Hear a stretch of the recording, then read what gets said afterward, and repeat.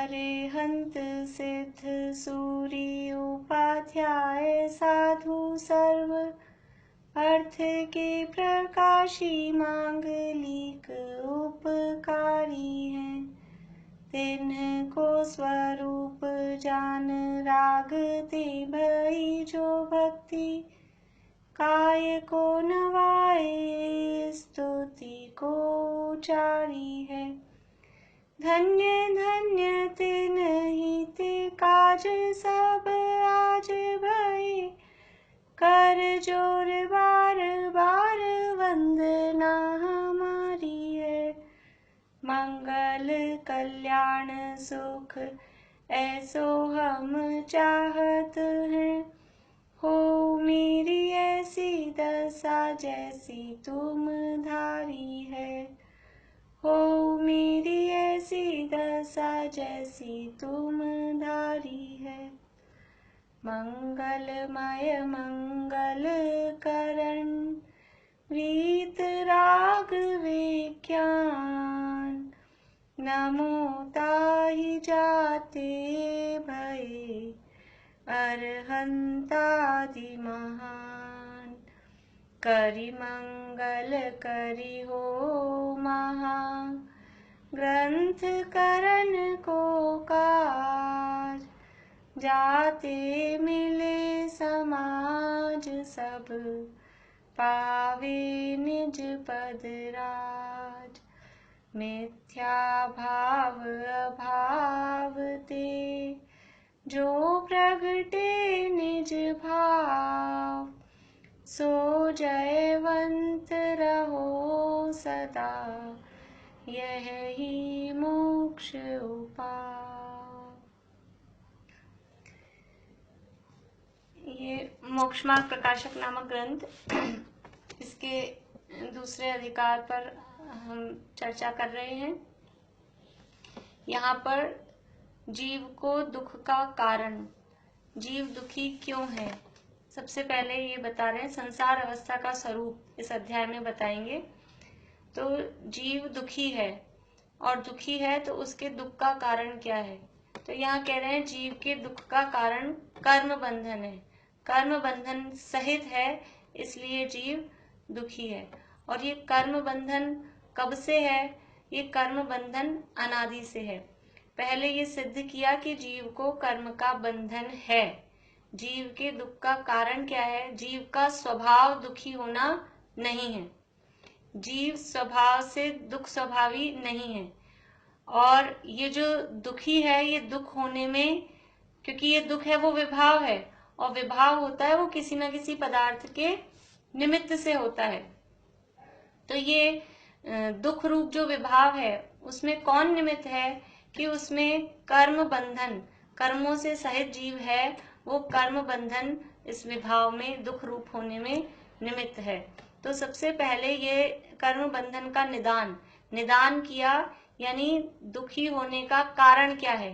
निदान का मतलब कारण, कि दुख हम दुखी हैं, तो हमारे दुखी होने में क्या कारण है? कि ये कर्म बंधन, और हमको रोग है इस बात का निर्णय, हम दुखी हैं, कर्म बंधन के कारण दुखी हैं, इस बात का निर्णय कराया कर्म बंधन का निदान कह के।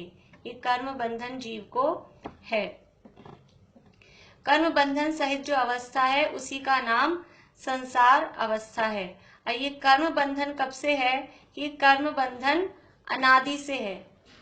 अभी अभी हुआ हो, पहले जीव सुखी था, पहले जीव शुद्ध था, और फिर बाद में ये कर्म आके जीव के साथ मिल गए हों, ऐसा नहीं है। अनादि काल से ही जीव दुखी है, और अनादि काल से ही दुखी है, इसलिए अनादि काल से ही वो कर्म बंधन भी है। यदि हम ऐसा माने कि ये कर्म बंधन बाद में हुआ जीव को, तो फिर क्या होगा? कि इसका मतलब पहले जीव सुखी था, पहले कर्मों से रहित था। तो पहले कर्मों से रहित था और अब बाद में आके कर्म मिल गए, तो फिर क्या होगा? क्या प्रॉब्लम आएगी? कि जो जीव शुद्ध होता है उसके साथ भी फिर भी कर्म आके बांध सकते हैं, उसको भी कर्म बंध सकते हैं। तो फिर तो सिद्ध भगवान को भी हर समय खतरा रहेगा, कि जैसे अभी हम लोगों को खतरा है, क्या पता कहाँ से कोरोना आ जाए, ऐसे वो सिद्ध भगवान को हर समय खतरा रहेगा कि कहाँ से कर्म आके बंध जाएंगे। तो जो वास्तव में मुक्त जीव है, शुद्ध जीव है, शुद्ध जीवों को कर्म का बंधन नहीं होता। तो ये अनादिकाल से ही जीव अशुद्ध है। अशुद्ध है मतलब कर्म बंधन सहित है, ये मानना ही पड़ेगा। ये नहीं मानेंगे तो बहुत बड़ी समस्या। फिर मुक्ति होने के बाद भी जैसे अन्य मती मानते हैं कि अभी तो वो भगवान बन गए और फिर वो वापस संसार में अवतार लेके आ गए, फिर वो जन्म मरण और इस प्रोसेस में लग गए। तो ये समझ लीजिए वो अन्य मतों जैसी कल्पना, और सिद्धों को भी वापस से संसार में आने वाली कल्पना ये हो जाएगी। तो कर्मों के अनादि पने की सिद्धि की, तो वहां तर्क दिया कि ये कर्म अनादि से हैं, लेकिन प्रश्न उठाया कि कर्म तो किसी के निमित्त से बंधते हैं, फिर आप अनादि से कह रहे हो तो उसमें निमित्त क्या होगा? तो जवाब क्या दिया कि अनादि चीज में निमित्त नहीं होता, जो अनादि से ही है, अनादि में निमित्त का काम नहीं चलता। निमित्त तो जो नया काम होता है, नवीन काम में निमित्त कहा जाता है। जो काम अनादि से ही चला जा रहा है, वो कह ही रहे हैं हम अनादि से। अनादि का मतलब ही ये है कि उसमें कोई निमित्त की मुख्यता नहीं है, उसमें किसी पर्टिकुलर निमित्त को नहीं कहा जा सकता है। फिर प्रश्न उठाया कि ऐसा कह रहे हैं तो इसमें इतरेतराश्रय दोष आ जाएगा कि भाव कर्म से द्रव्य कर्म, द्रव्य कर्म से भाव कर्म। जो आप यहाँ कह रहे हैं कि राग आदि के कारण द्रव्य कर्म है और द्रव्य के कर्म के कारण राग आदि है, तो इसमें तो ये इतरेतराश्रय दोष आ जाएगा। तो कह रहे हैं कि यहाँ पर इतरेतराश्रय दोष भी नहीं है। जो अनादि की चीज है, अनादि की चीज में इस तरह से दोष भी नहीं, क्योंकि अनादि है तो उसमें निमित्त कहा ही नहीं जा रहा है ना। अनादि में तो परंपरा से बस ऐसा ही चला आ रहा है, ऐसा ही मानना पड़ेगा। बहुत सारे उदाहरण हमको समझ में आते हैं कि जिनमें जो परंपरा से ऐसे चले ही आ रहे हैं, तो उसमें कोई निमित्त नहीं कहा जाता है। फिर यहाँ प्रश्न उठाया कि ये दोनों अलग अलग थे, तो जब अलग अलग थे तो फिर अलग अलग द्रव्य एक कैसे हो गए? और अलग अलग द्रव्य थे और अभी एक हो गए, आप कह रहे हो एक नहीं, अनादि से ही एक हैं। तो अनादि से जो एक होते हैं वो तो एक ही होते हैं, वो अलग अलग हैं, ये कैसे पता लगा? तो उसके लिए उदाहरण दिया कि न्यारे न्यारे थे, बाद में न्यारे हो गए, तो पता लगा कि ये न्यारे न्यारे हैं, बाद में न्यारे हुए, इससे पता लगा। उसके लिए क्या उदाहरण दिए? बोलो प्रीति, क्या उदाहरण दिए? जैसे वो चावल धान के छिलके सहित आता है, बाद में अलग हो जाता है। बढ़िया। और चलिए बस ठीक है। दूसरा उदाहरण शशि भाभी आप बताइए। शशि भाभी वैद, दूसरा उदाहरण क्या दिया?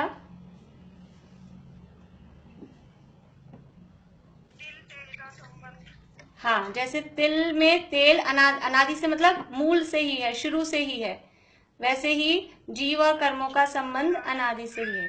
बढ़िया। तीसरा उदाहरण अनुज बताएंगे। अनुज म्यूट कर लीजिए शशि भाभी। अनुज बताएंगे तीसरा उदाहरण। नहीं, पारुल है।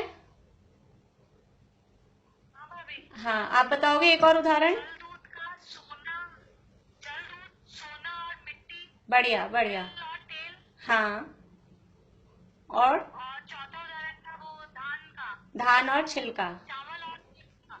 बढ़िया बढ़िया, बहुत अच्छा। जैसे मूल से ही जल और दूध और पानी वो मिले हुए हैं, सोना और मिट्टी वो मिले हुए हैं, तिल और तेल वो मिले हुए हैं, और धान्य या चावल और उस पे छिलका वो मूल से ही, जब से वो पैदा होते हैं तब से ही वो मिले हुए ही हैं। मिले हुए तो हैं, लेकिन फिर भी वो एक नहीं है। ये कैसे पता लगता है कि बाद में वो अलग हो जाते हैं? तेल अलग हो जाता है और वो जो उसका तुस है वो अलग हो जाता है, छिलका अलग हो जाता है, धान्य अलग हो जाता है, पानी अलग हो जाता है, दूध अलग हो जाता है, मिट्टी निकल जाती है और सोना बिल्कुल शुद्ध हो जाता है। तो ये अनादि से मिले हुए तो हैं, ऐसे ही जीव और कर्म भी, लेकिन ये तप के माध्यम से, आत्म स्वभाव में लीनता के माध्यम से ये कर्म अलग नष्ट हो जाते हैं और जीव अलग शुद्ध हो जाता है। तो जब अलग हो जाते हैं तब पता लगता है कि अरे ये तो अलग थे। जैसे एक वो नहीं आता है, पहले भी शायद आपको मैंने पढ़ाते समय उदाहरण दिया था, एक कोई पुराने जमाने में नाटक वगैरह जब होते थे तो एक वो घोड़ा बन के आते थे, दो बच्चे होते थे, एक आगे खड़ा होता था और एक अंदर आड़ा होके उसके अंदर वो जो ड्रेस होती थी उसके अंदर वो लेट जाता था। तो वो दो बच्चे इस तरह से, मतलब एक तो चार ऐसा घोड़ा बन के यूं लेट जाता था और एक वो सीधा रहता था। तो हमको क्या लगता है देखने में, ऊपर से वो ड्रेस पहना देते हैं तो देखने में लगता है कि दोनों एक हैं। तो जब से वो आए स्टार्टिंग से ही तब से तो वो एक दिख रहे हैं।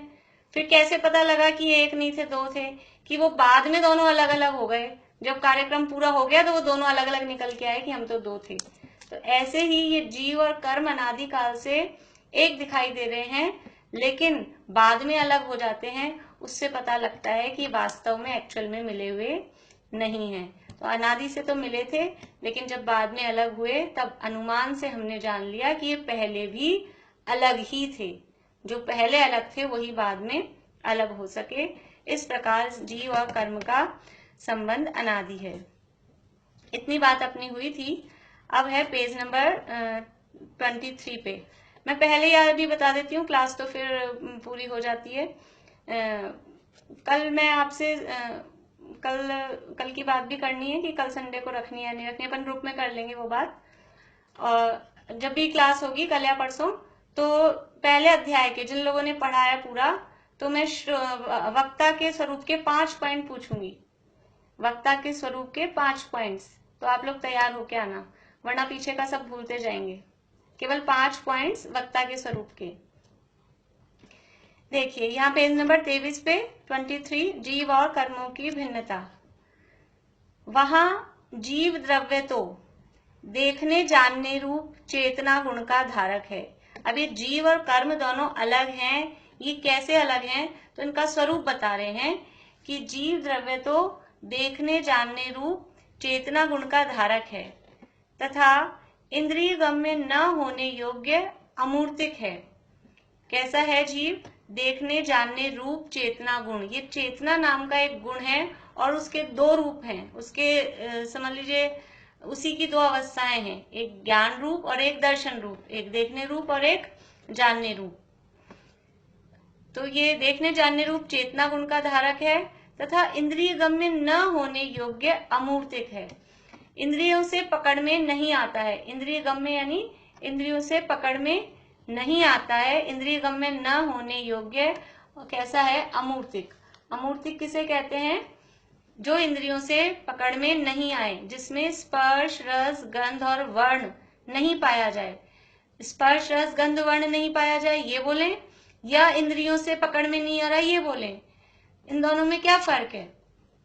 दोनों एक ही बात है, क्योंकि स्पर्श को स्पर्शन इंद्रिय पकड़ती है, रस को रसना इंद्रिय पकड़ती है, गंध को घ्राण इंद्रिय पकड़ती है, वर्ण को चक्षु इंद्रिय पकड़ती है।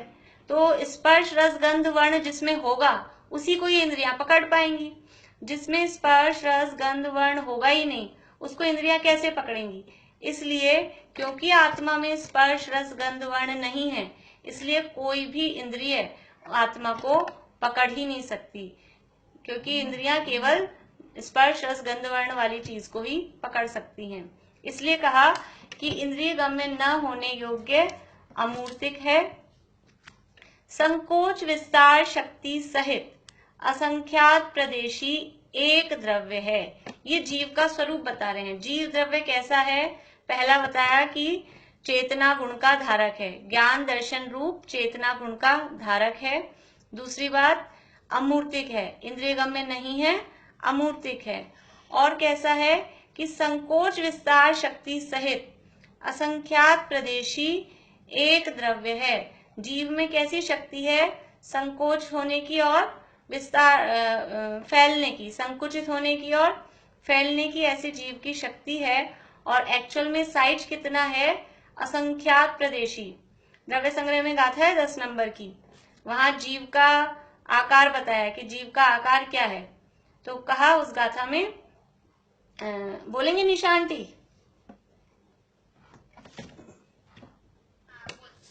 बोलिए।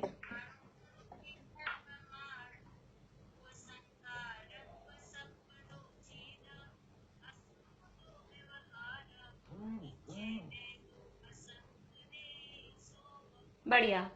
क्या है जीव? अणु गुरु देह पमाणु, अणु छोटा या गुरु बड़ा, जैसा भी देह मिलता है, छोटा बड़ा जैसा भी शरीर मिलता है, परमाणु उसके आकार का होता है। अणु गुरु देह परमाणु उपसंहारप सपदो चेदा, चेदा यानी चैतन्य स्वरूपी आत्मा, उपसंहार यानी संकोच, और प्रसपदो यानी विस्तार। ये छोटा बड़ा जैसा भी शरीर मिलता है इस आत्मा को, इस जीव को, वो वैसा ही संकुचित या विस्तारित हो जाता है। उपसंहारप सपदो चेदा असमूहदो व्यवहारा, असमुद्घात की दशा में यानी समुद्घात की दशा को छोड़कर व्यवहार से जीव कैसा होता है कि छोटा बड़ा जैसा शरीर मिलता है वो अपने शरीर के आकार से वो फैल और सिकुड़ जाता है। वही बात यहाँ कह रहे हैं। और निश्चय न से कैसा है? निश्चय न दो असंख्य देशो वा, निश्चय न से जीव असंख्यात प्रदेशी है। हम लोगों ने पहले भी पढ़ा हुआ है कि जीव असंख्यात प्रदेशी है। असंख्यात भी कितने असंख्यात हैं कि जितने लोकाकाश में असंख्यात प्रदेश हैं उतने ही एक जीव में प्रदेश। प्रदेश हो सकता है कुछ लोगों को प्रदेश शब्द समझ में नहीं आ रहा हो। प्रदेश का मतलब है जो आकाश द्रव्य हमने पढ़ा है छेड़ाला में, आकाश द्रव्य है जो सब द्रव्यों को जगह देने में सहायता करता है, निमित्त होता है। उस आकाश द्रव्य का जो सबसे छोटा एरिया है, आकाश द्रव्य का यानी एरिया की सबसे छोटी यूनिट, एरिया की जो यूनिट है, क्षेत्र की जो इकाई है, उसका नाम है प्रदेश। तो आकाश के आधार पर हर द्रव्य की का प्रमाण देखा जाता है। तो अगर जीव एक जीव है तो वो आकाश का कितना एरिया घेरेगा उतने कहे जाएंगे जीव में प्रदेश। तो एक जीव है, वो एक जीव आकाश के कम से कम असंख्यात प्रदेश घेरेगा, तो इसलिए वो जीव में असंख्यात प्रदेश हैं। और वो असंख्यात प्रदेश कितने, असंख्यात भी कितने हैं कि जितने पूरे लोकाकाश में असंख्यात हैं उतने असंख्यात प्रदेश जीव के हैं। तो फिर जीव को ऐसे लोक में फैल के रह जाना चाहिए, लेकिन जीव ऐसे लोक में फैल के नहीं रहता है। क्यों? क्योंकि वो छोटा बड़ा जैसा भी शरीर मिलता है उस शरीर के आकार का हो जाता है। शरीर छोटा है, पतला है तो उस हिसाब से सिकुड़ता है, और वही शरीर फैल जाए तो वो आत्मा के प्रदेश भी फैल जाते हैं। जैसे कि समझ लीजिए चींटी है, अब वही चींटी मर के हाथी हो गई, तो चींटी के शरीर में वो आत्मा के प्रदेश इतने सिकुड़े हुए थे, और वो हाथी का शरीर इतना बड़ा है, तो वो आत्मा के प्रदेश पूरे फैल जाएंगे। और हमारे भी अभी समझ लीजिए कि हम लोग जब सुबह का टाइम है या जिस दिन मान लीजिए कल एक आसन किया था, तो अभी क्या होता है, पेट एकदम पिचका पिचका रहता है, और फिर भोजन वगैरह कर लिया तो फिर भोजन करने के बाद में क्या होता है, थोड़ा सा फूल जाता है। तो वो आत्मा के प्रदेश पहले संकुचित थे और फिर विस्तार को प्राप्त हो गए। तो जैसे शरीर में संकोच विस्तार होता है उस आधार पे आत्मा में भी संकोच विस्तार होता है। ऐसी संकोच विस्तार शक्ति से सहित असंख्यात प्रदेशी, प्रदेश तो है असंख्यात, आकाश का एरिया तो घेर रहे हैं असंख्यात प्रदेश, लेकिन द्रव्य कितना है? असंख्यात प्रदेश होने पर भी जीव असंख्यात नहीं है, वो जीव एक ही है, असंख्यात प्रदेशी एक द्रव्य है। तथा अब कर्म की बात बता रहे हैं। आपकी आवाज नहीं आ रही, म्यूट करिए ना सबको। हाँ, एक मिनट।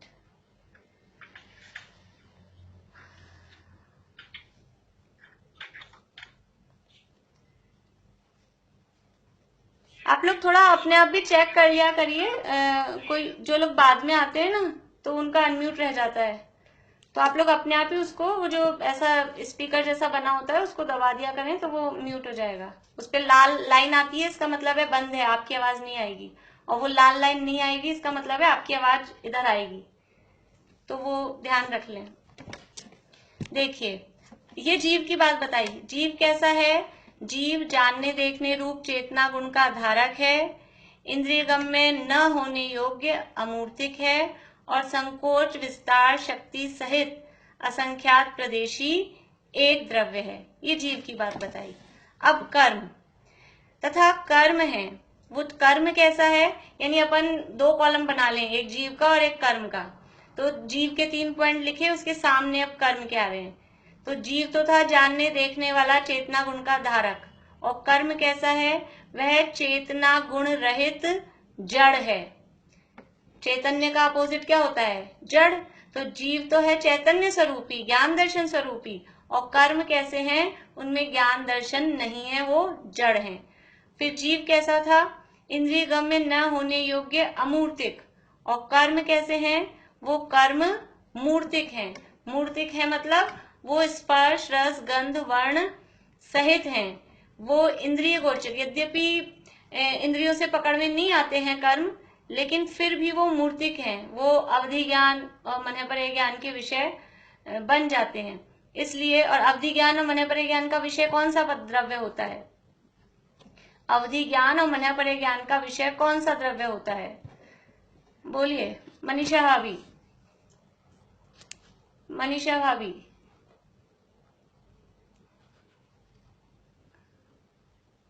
अनम्यूट करके बोलिए, आवाज नहीं आएगी ऐसे, उसको दबाइए वापस। हाँ अब बोलिए।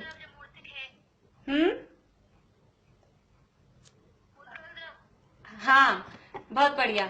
अवधि ज्ञान का विषय क्या है, रूपी पदार्थ, जो मूर्तिक पदार्थ हैं, जो पुद्गल द्रव्य है, वो अवधि ज्ञान का विषय है। और जो ये कर्म है वो अवधि ज्ञान में जाने जा सकते हैं। इससे सिद्ध होता है कि ये कर्म कैसे हैं, मूर्तिक हैं, रूपी हैं, पुद्गल हैं। बढ़िया, म्यूट कर लीजिए वापस। तो कर्म है वह चेतना गुण रहित है, जड़ है और मूर्तिक हैं। अब तीसरा पॉइंट जीव के संबंध में क्या था, जीव के संबंध में क्या था कि जीव संकोच विस्तार शक्ति सहित असंख्यात प्रदेशी एक द्रव्य, जीव था असंख्यात प्रदेशी एक द्रव्य। और कर्म कैसे हैं, कर्म है वो अनंत पुद्गल परमाणुओं का पिंड है। जीव तो एक द्रव्य था और एक में ही असंख्यात प्रदेशी था, और ये कर्म कैसे हैं, ये कर्म अनंत पुद्गल परमाणुओं का पिंड है। कर्म एक नहीं है, कर्म यानी जो एक कर्म होता है, कार्मण वर्गणा से जो बना एक कर्म, उस एक कार्मण वर्गणा में अनंत पुद्गल परमाणु एक उस कर्म में साथ में होते हैं। तो ये जो कर्म है वो अनंत पुद्गल परमाणुओं का पिंड है, इसलिए ये दोनों एक द्रव्य नहीं है। ये दोनों में डिफ्रेंशिएट किया, दोनों में अंतर बताया, जीव और कर्मों की भिन्नता सिद्ध कर रहे हैं। तो जीव का स्वभाव बताया, जीव का नेचर बताया, और कर्म का नेचर उससे एकदम अपोजिट है। जीव चैतन्य स्वरूपी है, कर्म जड़ है। जीव अमूर्तिक है और कर्म मूर्तिक है। जीव असंख्यात प्रदेशी एक है, एक द्रव्य है, और ये क्या है, ये अनंत पुद्गल परमाणुओं का स्कंध है, पिंड है, इसलिए ये एक द्रव्य नहीं है। इस प्रकार ये जीव और कर्म हैं, इनका अनादि संबंध है। तो भी जीव का कोई प्रदेश कर्म रूप नहीं होता और कर्म का कोई परमाणु जीव रूप नहीं होता। अपने अपने लक्षण को धारण किए भिन्न भिन्न ही रहते हैं। यद्यपि अनादिकाल से ये जीव और कर्म दोनों एक साथ रह रहे हैं, अनादिकाल से दोनों साथ हैं, और जहां जीव है वहीं कर्म है, जहां कर्म है वहीं जीव है, दोनों एक साथ रह रहे हैं। फिर भी क्या हुआ कि आज तक जीव बिल्कुल भी जड़ नहीं हुआ, जीव का एक प्रदेश भी जड़ नहीं हुआ, और कर्म का एक परमाणु भी, अनंत पुद्गल परमाणुओं का स्कंध था, तो उसका एक परमाणु भी जीव रूप नहीं हुआ। अनादिकाल से साथ रहते रहते ऐसा हो जाता कि थोड़ा सा ज्ञान दर्शन कर्मों में चला जाता और थोड़ा सा स्पर्श रस गंध वर्ण जीव में आ जाता। जैसे अपने ऐसे नहीं होता है, कभी कभी कोई कपड़े का कलर निकलता हो और अपन ने वो 2 कपड़े साथ साथ रख दिए, सूखा भी हो, कभी कभी सूखे भी कपड़ों में ऐसे होता है कि सूखे भी रखे हैं तो भी वो बहुत दिनों तक अगर वो साथ रह गए तो इसका कलर उसमें और उसका कलर इसमें, ऐसा हो जाता है। तो ऐसे ही अनादिकाल से जीव और कर्म एक साथ थे, तो अनादिकाल से एक साथ थे, तो क्या थोड़ा सा कर्म का पुद्गलपना, जड़त्व वो जीव में आ गया और जीव का थोड़ा सा ज्ञान दर्शन कर्मों में चला गया, ऐसा हुआ क्या? तो कहते हैं ऐसा बिल्कुल भी नहीं हुआ, दोनों ही बिल्कुल भिन्न भिन्न रहते हैं। कैसे? जैसे सोने चांदी का एक स्कंद हो, स्कंद मतलब वो एक पिंड हो, सोना और चांदी मिलके कोई एक उनका पिंड बनाया हो, तथापि पीतादि गुणों को धारण किए सोना भिन्न रहता है और श्वेतादि गुणों को धारण किए चांदी भिन्न रहती है। सोने के गुण कौन से हैं? सोना होता है पीला, तो वो सोने का गुण है पीत वगैरह जो भी है, चिकना पीला, ये सब सोने के गुण हैं। आप समझिए कि हम जो भी गहना बनाते हैं, हमने एक कड़ा बनाया तो उस कड़े में अकेले प्योर गोल्ड से कोई भी ऑर्नामेंट नहीं बनता है, कोई भी आभूषण बनता है तो उसमें कुछ ना कुछ चांदी तांबा ये थोड़ा मिलाना ही पड़ता है, तभी वो बन पाता है। तो हमने एक कड़ा बनाया, उसमें चांदी भी मिली हुई थी, तो फिर भी 1 तोले का हमने कड़ा बनाया, तो उस 1 तोले में समझ लीजिए 1 तोला सोना है और 50 ग्राम चांदी है, समझ लीजिए जो भी होता हो, अपन इतना माने, तो उसमें वो मिलके 1 तोला 50 ग्राम हो गया टोटल। जैसा भी 1 तोला तो 10 ग्राम का होगा, बहुत ज्यादा हो गया, समझ लीजिए जैसा भी है। तो वो इतना सोना है और इतनी चांदी है, अब वो दोनों मिलके जो उनका वेट हुआ, वजन हुआ, तो उतना वजन हम उस गहने का कहते हैं कि ये इतने ग्राम का हमारा ये कड़ा है। लेकिन जब हम उसको बेचने जाते हैं, सुनार के पास ले जाते हैं, तो जितना एक्चुअल में सोना था वो सोना उतना ही रहता है या कम हो जाता है, या फिर वो जो चांदी उसमें मिलाई थी वो चांदी सोना बन जाती है तो सोना ज्यादा हो जाता है। ऐसा कुछ भी नहीं होता, जितना सोना था वो सोना ही रहता है और जितनी चांदी थी वो चांदी ही रहती है। जैसे सोने चांदी का एक स्कंद हो, तथापि पीतादि गुणों को धारण किए सोना भिन्न रहता है और श्वेत आदि गुणों को धारण किए चांदी भिन्न रहती है, वैसे भिन्न भिन्न जानना।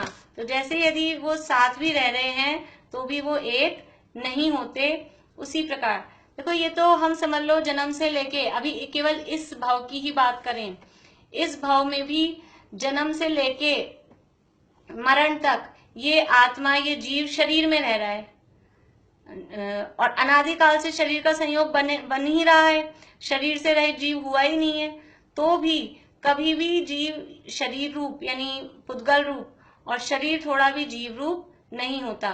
और ये शरीर तो समझ लीजिए इस भाव का नया है, कर्म तो एक कार्मण शरीर जो है 5 शरीरों में, वो कार्मण शरीर ही कर्म है, तो ये कर्म तो अगले भाव में भी विग्रहगति में भी साथ रहते ही हैं, तो अनादिकाल से ये कर्म साथ हैं, साथ होने पर भी ये एक दूसरे रूप नहीं हुए। क्यों नहीं हुए? अनादिकाल से साथ हैं और यहाँ हमने देख लिया कि जीव जरा सा भी पुद्गल नहीं हुआ, पुद्गल जरा सा भी यानी कर्म नहीं हुआ और कर्म जरा सा भी जीव नहीं हुआ। तो ये नहीं हुआ तो क्यों नहीं हुआ? कारण क्या है? कारण ये है कि दोनों द्रव्य अलग अलग हैं और द्रव्य में एक ऐसी शक्ति है जिसके कारण ये ऐसा नहीं होता। कौन सी शक्ति है वो? बोलिए ममता हावी, ममता हावी बोलिए, कौन सी शक्ति है जिसके कारण ये दोनों एक रूप नहीं हो पा रहे हैं?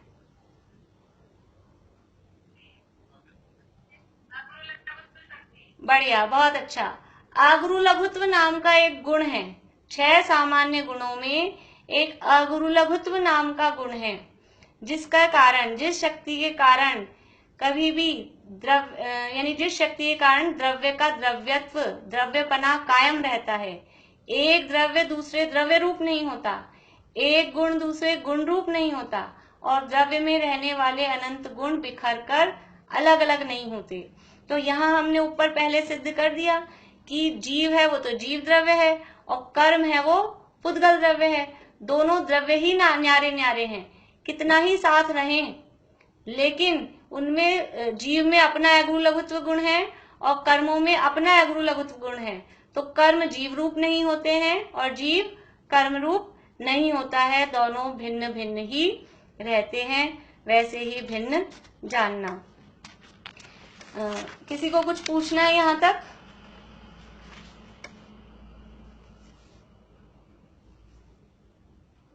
नहीं पूछना किसी को भी, तो आगे पढ़ते हैं। हमारे पास 5-7 मिनट बच्चे हैं, 7-8 मिनट।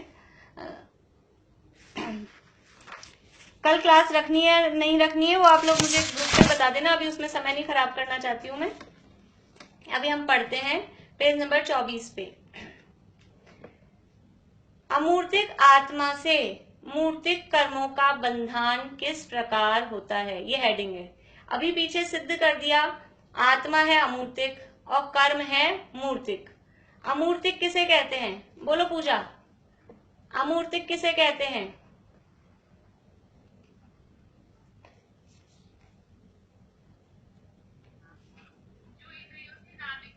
हाँ, जो इंद्रिय गोचर ना हो, मतलब जिसमें स्पर्श रस गंध और वर्ण नहीं पाया जाए, जिसमें स्पर्श रस गंध वर्ण नहीं पाया जाए उसे अमूर्तिक कहते हैं। तो आत्मा है अमूर्तिक और कर्म है मूर्तिक। तो एक अमूर्तिक एक मूर्तिक, ये दोनों का बंधन हो कैसे गया? समझ लीजिए एक हिंदू और एक मुसलमान, ये दोनों का संबंध हो कैसे गया ऐसे? तो उनका बंधन किस प्रकार होता है? हमने 8वें अध्याय जब तत्वार सूत्र का पढ़ा था, वहां पे भी हमने स्टार्टिंग में ही, वहां दूसरे ही सूत्र में इस चीज की चर्चा की थी। देखिए अभी यहाँ क्या कह रहे हैं पंडित जी। यहाँ प्रश्न है कि मूर्तिक मूर्तिक का तो बंधन होना बने, अमूर्तिक मूर्तिक का बंधन कैसे बने?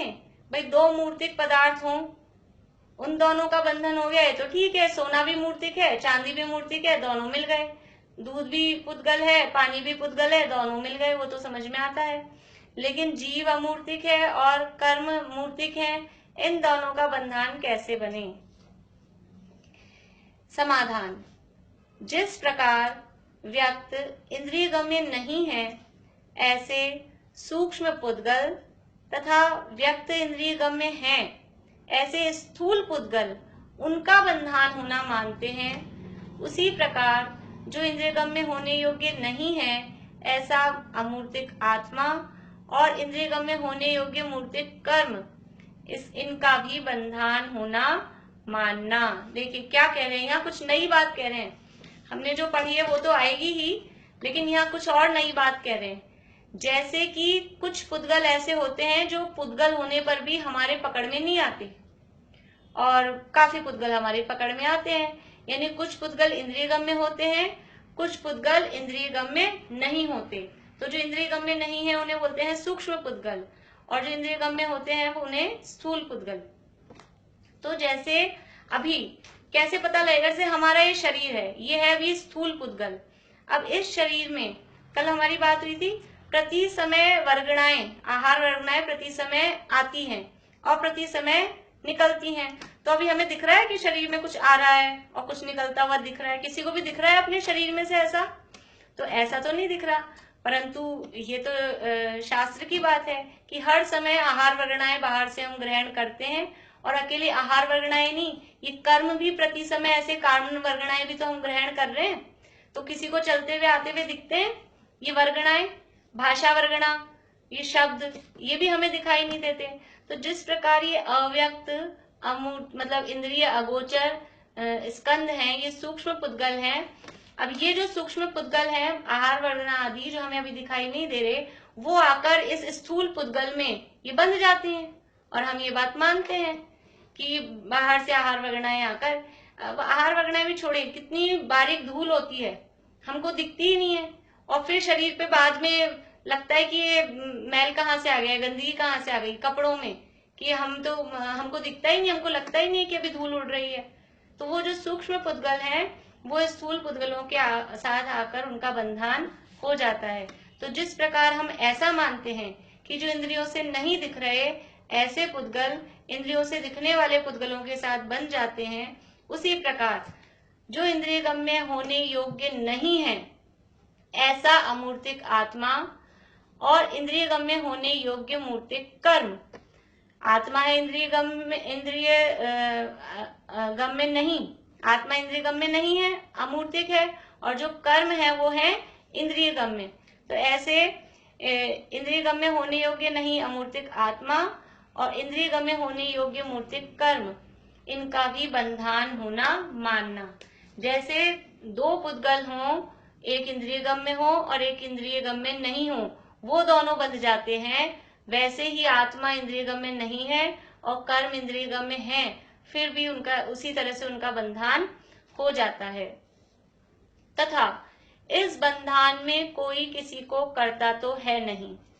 जब तक बंधन रहे तब तक साथ रहें, बिछुड़े नहीं, और कारण कार्यपना उनके बना रहे, इतना ही यहाँ बंधन जानना।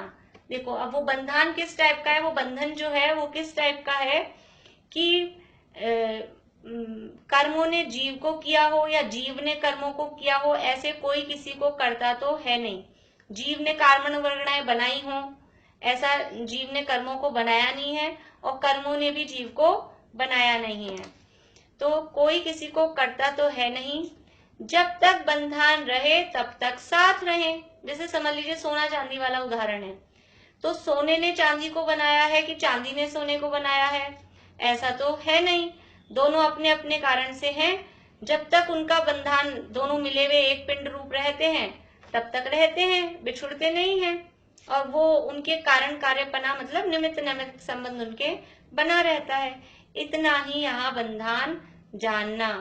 सो मूर्तिक अमूर्तिक के इस प्रकार बंधन होने में कुछ विरोध है नहीं। तो इस प्रकार मूर्तिक और अमूर्तिक के बंधन होने में कि आत्मा अमूर्तिक है और कर्म मूर्तिक है, इन दोनों का बंधन होने में कोई विरोध नहीं है, ये बंधन हो सकता है। जैसे समझ लीजिए एक और कि अमूर्तिक पदार्थों को हम तो है अमूर्तिक, ज्ञान अमूर्तिक है, और अमूर्तिक ज्ञान ये मूर्तिक पदार्थों को जानता है कि नहीं जानता है। ये जितनी भी चीजें हमको दिखाई दे रही है ये मूर्तिक है, तो अमूर्तिक ज्ञान जैसे मूर्तिक को जान लेता है, उसी प्रकार ये अमूर्तिक पदार्थ मूर्तिक पदार्थों से बंध भी जाता है। इसके लिए जिनको नयों का अभ्यास है, तो वो जिस नय से कर्मों से जिस नय से मतलब जिसका कर्ता होता है उस नय से उसका ज्ञाता भी, ये ज्ञायक संबंध भी उसी नय से लागू पड़ता है। तो वो बात यहाँ है। हमने जो अभी तक पढ़ रखा है, समझ लीजिए हमने जो कारण पढ़ा था उसकी चर्चा हम कल करेंगे, क्योंकि अभी टाइम हो गया है तो क्लास एकदम से बंद होगी। तो अभी तो यहाँ कुछ अलग बात सिद्ध कर रहे हैं टोडरमल जी। ऐसा नहीं है वो प्रकरण उनके ख्याल में नहीं है जो हम वहां पढ़ के आए हैं। मैं कल पूछूंगी आप लोगों से 8वें अध्याय में हमने क्या पढ़ा था कि अमूर्तिक आत्मा का मूर्तिक कर्मों से बंध कैसे हो जाता है, वहां जो हमने पॉइंट्स पढ़े थे। पर यहाँ ये कुछ अलग बात बताना चाह रहे हैं। यहाँ तो आत्मा को भी अमूर्तिक ही सिद्ध करके ये कर्मों का बंधन है, आत्मा के साथ कर्मों का बंधन है, ऐसा यहाँ पर सिद्ध करना चाह रहे हैं। तो इस प्रकार इनके बंधन होने में कुछ विरोध नहीं है। इस प्रकार जैसे एक जीव को अनादि कर्म संबंध कहा, उसी प्रकार